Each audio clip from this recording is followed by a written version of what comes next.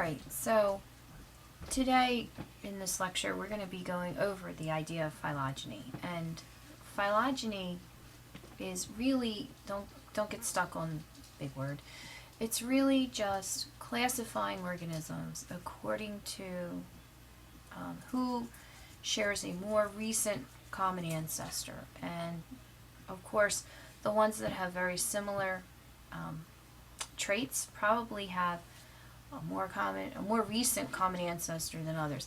So what I did is I pulled up this transparency of the placental mammals, because it includes us, and there are a lot of animals you can kind of relate to. Now, I don't expect you to know this particular cladogram, that's what these diagrams are called, but you should be able to interpret one if one is given to you.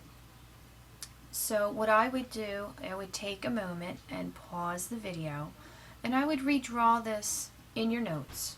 Take up about a page, and I'm going to explain to you what the branches are, the blue branches that you see below, and what it means, the different types of ways to interpret this. Monophyletic groups, if you did the reading you were supposed to do, you know what, you have an idea of what they are.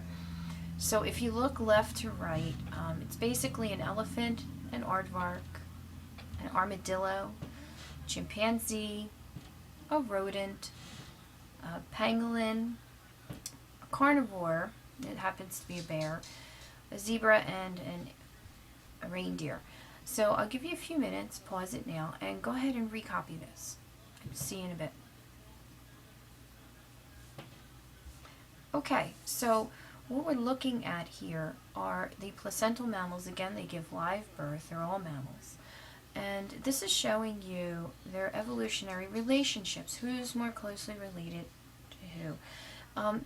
When you're talking about a group in biology, and you'll read about this in your book, so I'm not going to put it up here, you're talking about a clade. Clade is a group that had which includes the ancestor and all of the descendants. So the placental mammal ancestor, where it says placental mammals down in the bottom, you kind of imagine that was a common ancestor. And this is the clade of the placental mammals. And then of course you could break this up into an even more specific clade, such as the primates, which includes us and the chimpanzees and quite a few other species, monkeys and things like that. And of course the rodents are another clade. But if you're talking about the placental mammal clade, you're talking about all of these species together at one time, along with their common ancestor. And that's kind of important to remember. Now, one of the things I want to point out to you is this idea of a monophyletic group. So if we look at the elephant and the aardvark, and I'm pointing to them and their common ancestor, a little branch point between the two of them is their common ancestor. And that makes them a monophyletic group, means one phyla or one group. Now if I move this over a little bit, now I have the armadillo and the chimp there. And yes, they do have a common ancestor, but the problem is if you look at this chart, the rodents are now left out. And the primate has a common ancestor with the rodent. And a lot of the other animals that have a common ancestor with these two groups are now out. So this is not a monophyletic group. Again, if you move over a little bit more, now we have the rodents, the pangolins, and the bears. And no common ancestor for all three of them. There's nowhere where the branch point is included in the highlighted area. So this again is not a monophyletic group. And then here again, same thing. Now the pangolins are left out.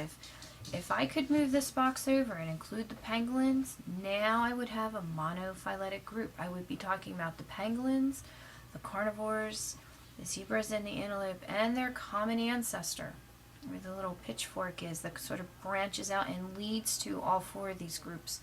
That would be monophyletic. So if I just pulled that in there, now we're talking about a monophyletic group. And down towards the bottom is the little common ancestor. So we'll wipe that out. Now, when you're looking at these, where is the common ancestor? And where they are right there. those branch points. They are called nodes. And wherever you see a node on a cladogram, that is a shared common ancestor of whatever other branches lead off from there.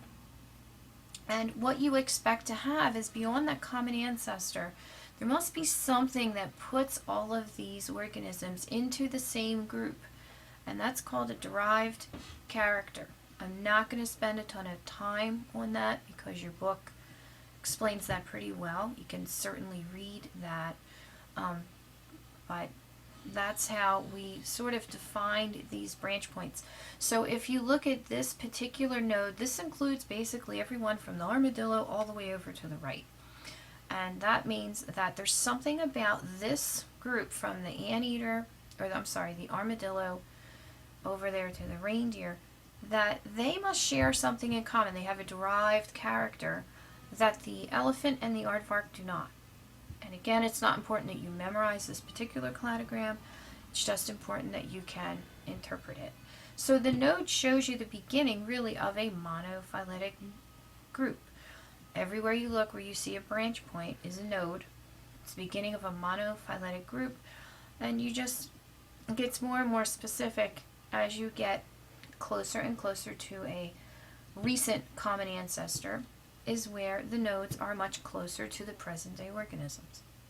So that's pretty much how you interpret this. Now, one of the things I want you to remember when you look at these cladograms, they are put together with the idea of parsimony, and that means the simplest explanation is usually the right one. So when you look at these and you have if you're looking at two of them and someone's asking you which one is the